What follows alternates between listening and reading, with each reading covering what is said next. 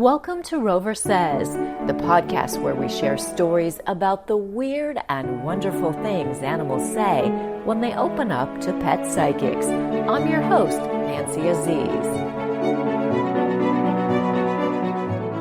Tell me your favorite thing about Spencer. Oh my God. He is like a dog. He is one of those, he's the only cat I've ever had that when the doorbell rings, he goes running to it instead of away from it. And he's always at my side. And yeah, he's like a dog. And I think the second favorite thing, even though you didn't ask me, is that he does what I call the silent or soft cry.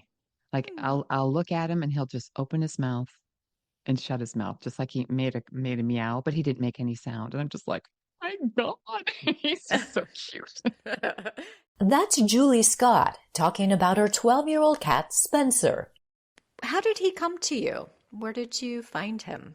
Well, he and his brother, because I have the two boys, Spencer, Tracy, and Sydney Portier, because Spencer is white and Sydney is black. And I got them from a good friend who had a stray cat show up at their house and have two kittens right behind their guest house. And the cat that was the stray that had the kittens, the mother of my cats, was only 5 or 6 months old when she had them. So she was very, very young. And they took her into their guest house and kept her and the kittens for about 3 months before they started telling people about them. And that's how I got them. I got them from that litter. I took the whole litter. And tell me a little bit about Sydney. What's he like? Sydney is the typical cat. I mean, he is not as up in your face as Spencer. He does not follow you around. You come to him, he has to sniff you before you can touch him. But he's very friendly and very loving as well once he gets to know you. But he's the typical aloof cat. But he's also a lover once he gets to know you. So, and he's a big boy. He's about 22 pounds. He's got long hair. He's not fat. He just is a big cat. That is And he's probably got about 4 pounds on his brother, but Spencer is the white one. He runs them though. He's the alpha cat. Spencer's the alpha cat, and Sydney cowers to him, even though he's so much bigger. no. So how many years have you had them? 12, 12 Wow. years. 12 Yep, years. Oh, they sound like lucky kitties. they are. Julie had the brothers for less than a year when she noticed something strange started happening. She had a habit of hanging the tank top she wore to bed on the doorknob of her bathroom. Then one day, she noticed it had a big hole in it. In the side of it, like the hole seemed like maybe a 3-inch wide hole in the side of my tank top. And I thought, what in the world happened? And I studied it and I was looking at the edges of it and I could tell it was bitten, had been chewed, and it was kind of crunchy from spit, right? And I was like, who did this? And so I knew it was one of the cats, but I didn't know which one. So it was a complete mystery for several weeks until one night while I was laying in bed, I heard this really strange noise, like a "Arr, arr, arr." And I'm like, what is, I mean, I couldn't make any connection to whatever that was. I'm like, what is that? So I stood up, turned on the light, and there's Spencer on the bed chewing on the throw blanket that was at the bottom of our bed. And so I realized it was him. And I'm like, what are you doing? So I shoot him off the bed and looked at the blanket, and sure enough, he had chewed a hole in that, and he was actually eating the fabric.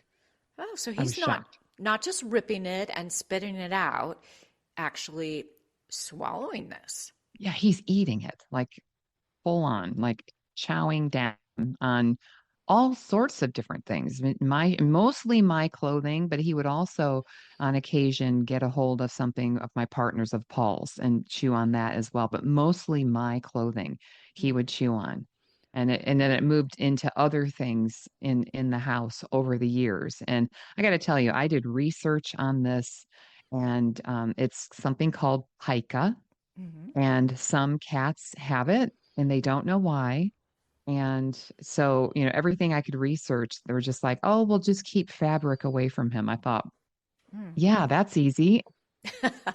I mean, even like he would chew the corners of pillows, any throw or any blanket I had, Luckily, he didn't chew the corner or anything of the couch, but he would chew the corner of the pillows on the couch. So, and then he moved into chewing on drapes and other things. And it has just been, it was really, really hard to, put up with. And luckily, he's like such an awesome cat. Otherwise, I think I would have killed him.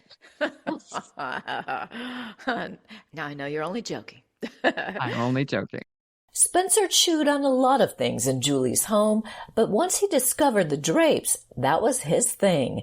In particular, he focused his energy on the two right-hand panels of the drapes that hung in Julie's bedroom. And so every 3 or 4 months, I would just have to replace a whole panel. I mean, he isn't eating it all the way to the top, obviously, but maybe, 6 or 8 inches of the bottom would be shredded and gone in patches. And I mean, it just looked like somebody had put it through some sort of a shredding machine, and it was embarrassing to have that in my house. And so luckily I didn't have a lot of people. I didn't show it to a lot of people, and I didn't see it, but I had to go and every, several months go and buy a couple new panels of drapes. And luckily at the time, the store I bought them from carried the same one, and so I could match the left side.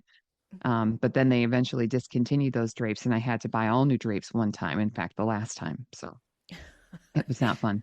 And it was getting expensive, too, about $100 every time Julie had to buy replacements. And did he ever end up in the vet because of this? Did it bother him in any Yes. way? Yeah. What ended up happening, those boutique bags that have a braided, uh, like cloth braided handle, maybe Yeah. like a Hmm. black braided handle. So it was fabric of a sort, but probably just nylon or something like that. Hmm. He got a hold of one of those years ago, and I didn't know it, but he started throwing up. He stopped eating. He wasn't grooming himself. He was just really sick. And so I took him into the vet, and I told them, and I figured out that he had gotten a hold of the bag because I found it under my bed, and the handle was partially eaten. And I thought, oh my goodness, if he's got that in him, what might that do to his, intestinal tract, or what if gets caught in there, or, I don't know what's Yeah. going to happen. So I took him to the vet and explained it to them. And of course, they did some x-rays and ran up a few tests and things. And I don't know, $800 later, they're like, well, we think he'll probably pass it, but we'll just give him some anti-vomit medication right now and just hopefully he'll pass it. And I'm like, okay. So the next 24 hours were really touch and go with him. And then he finally did pass it Yeah. and he was fine. But, that just made my life so much more scary with him with this condition. And Yeah. so I really became even more aware of the things that I had in my house because of him. So Hmm. it's been really what a journey with him with this whole, you know, disorder, I guess that you'd call it that he has. Yeah. Now, did the vet offer you any advice as to how you could prevent Spencer from chewing on things? Well, they did give me some ideas about like spraying certain things with like maybe a vinegar and water solution as long as it wouldn't discolor something. Yeah. I could try that. And I tried that with a lot of different things. And apparently he likes vinegar as well. Because he chewed through those things also and just I don't know, and maybe it just evaporated enough where it didn't bother him. But yeah, they really didn't have any advice for me other than things like that. There was no calming thing. I mean, there wasn't any, they didn't suggest anything really to stop him from doing it because they really didn't know much about it. So I Wow. really kind of was lost. You had searched online, you talked to your vet, and then what did you do next? I just gave up and I thought, this is how my life is going to be. I Hmm. have this cat. He has this condition, so it is what it is. You know how you just kind of decide, okay, that's it. Yeah. I've got a weird cat, but he's awesome at the same time. So I kind of just gave up on it. And it wasn't until I heard a woman speaking, who we're going to talk about here, that I actually had a glimmer of hope after several years, a good 11 years of putting up with this. It's been, yeah, 11 Wow. years. That's how long. Wow. So tell me who this person is and what did she do for you? Well, her name is Frances Greenspan, and she's Hmm. just a lovely person. I heard her speaking at a breakfast. It was a networking breakfast that we were both at. Hmm. And she stood up and shared what she did. And she said that she was an animal communicator and that she could communicate with our pets, the ones that were still here and the ones that had passed on. And she shared a little bit more detail around, some of the things that she helped with her other clients that she'd worked with. And it really piqued my curiosity. At the same time, I was doubting it. I'm not going to lie, because I thought, that sounds cool. Wouldn't that be great? I wonder if she could help me with Spencer. But then I thought immediately, probably not.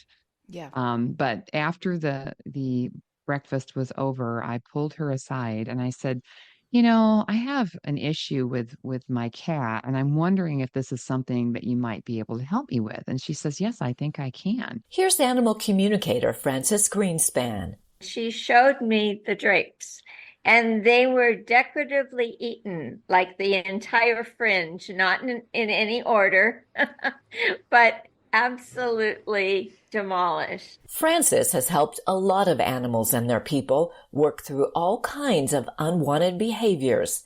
How often do you get issues with animals who are eating something strange, doing something strange, that kind of thing?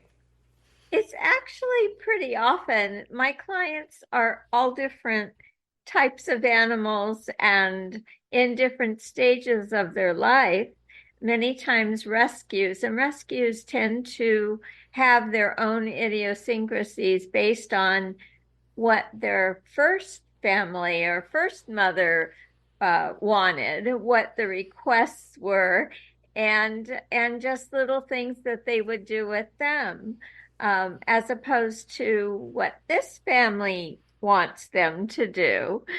No matter the problem, Frances says she approaches it much the same way. She'll get the name of the animal and a picture, which she then uses to telepathically connect with the animal. So Right. describe that whole process to me. Well, before the appointment, usually a couple hours before, I'll tune in and speak telepathically with the pet. And then I type out the questions and answers, basically our conversation. And then I read it to the client, and then the client has a chance to ask questions or add to it or anything else that comes up. Hmm. So it's initially telepathic, and then at the appointment, we go from there. And this works with phone, Zoom, in person, Okay. however the client wants it. In this case, Frances went to Julie's home, and Julie describes what happened next. Let me just Yeah. tell you what happened while she was here, because this is the most amazing part of the story, in my Yeah. opinion. Yeah. So the doorbell rings. Francis is at my door. And of course, Spencer runs to the front door like he always does. And she comes in, he sniffs her like crazy. And then she sits down on my couch, and I sit on the other couch. And he gets up on the coffee table and sits directly in front of her, facing her. And I'm off to his right. And I've never seen him ever do that. I mean, he's gotten on the coffee table, of course, he gets on everything, but sitting right in front of a perfect stranger Yeah. and staring at her. Okay. So I was like, whatever, this is just happening. Okay, I'm gonna go with it. What, And so I'm sorry, go I, ahead. I was just going to ask you. So, what did that tell you initially when you're seeing your cat do this? What do you think was happening there, and why Well, was he I doing wasn't that? really sure, but I thought because of what I had already read that she Hmm. had sent me, obviously he knows her now. So he has some sort of a connection with Frances.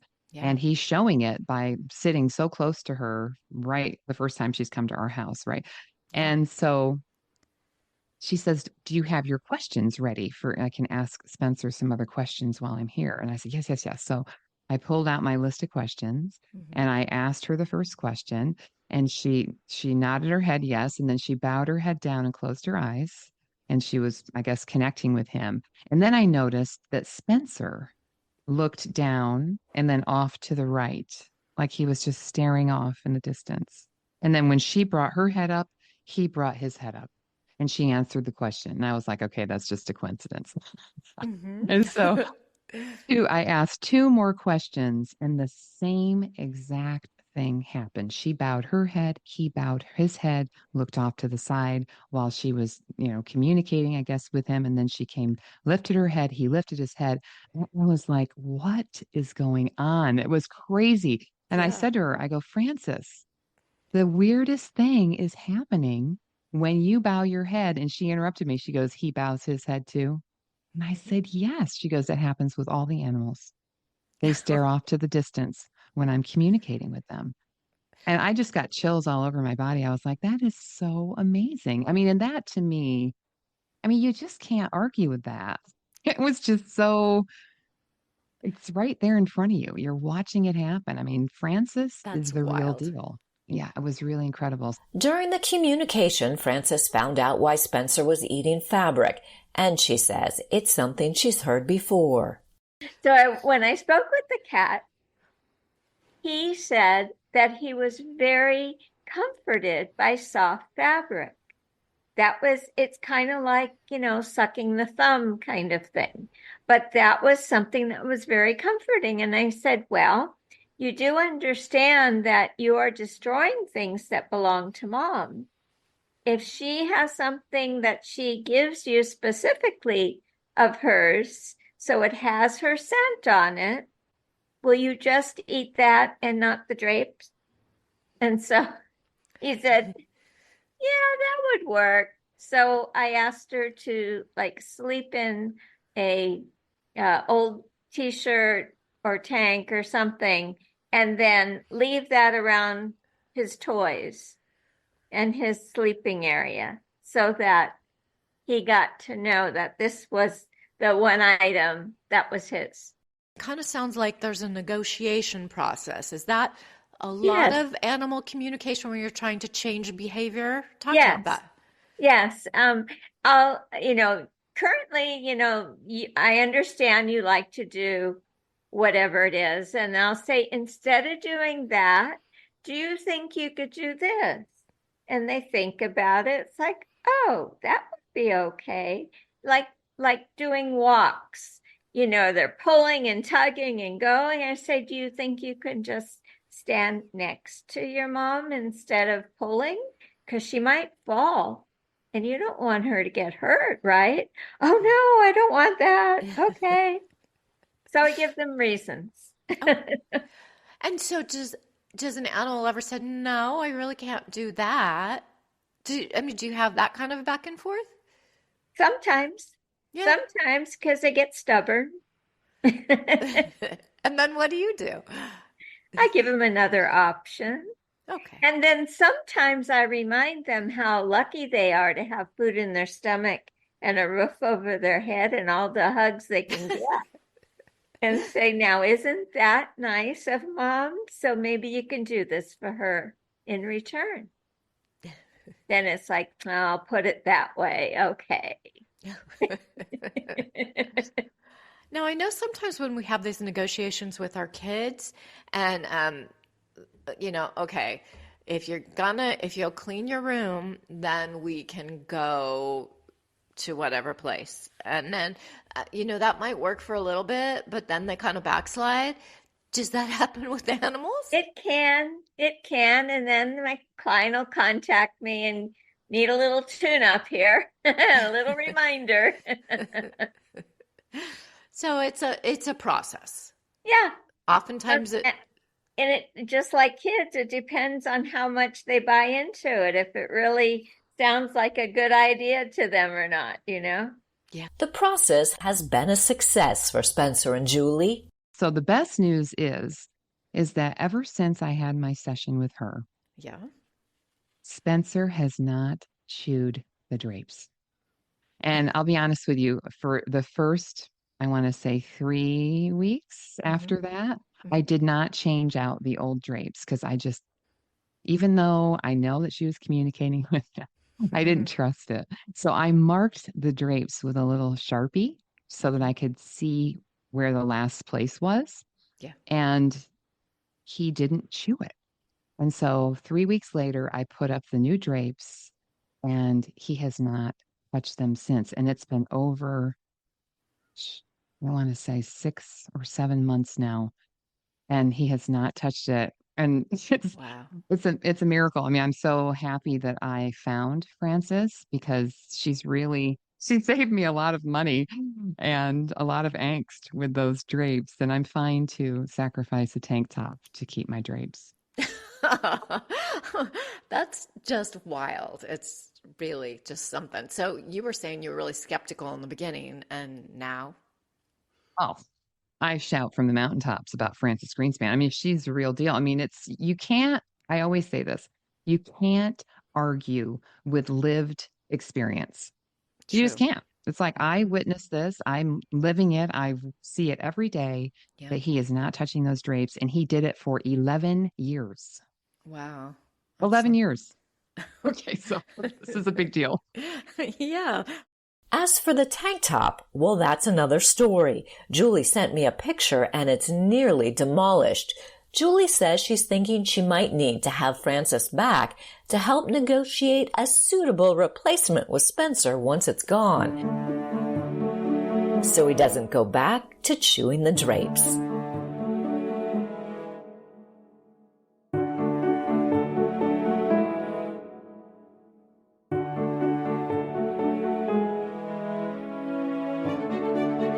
Thanks so much for listening to Rover Says. If you like the show, please rate it and share so other people who want to know how animals really think can find us. And we'd like to hear from you. Tell us what your animals are telling you or what they've told animal communicators. We drop new episodes every other Wednesday.